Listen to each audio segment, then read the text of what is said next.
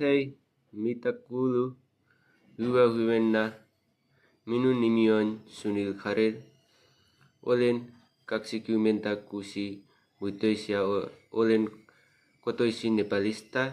Olen Nepali kansalainen ja asun nyt Turussa, Suomessa.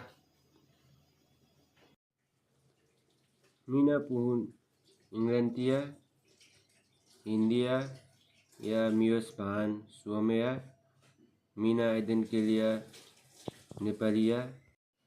Tänään söin omasta kotona kello 10. Join maitoa ja söin leipää. Menin töihin bussilla kello 11. Tulin töistä kotiin bussilla kello 5 iltapäivällä. Syön päivällistä kello 9 risi ja kana.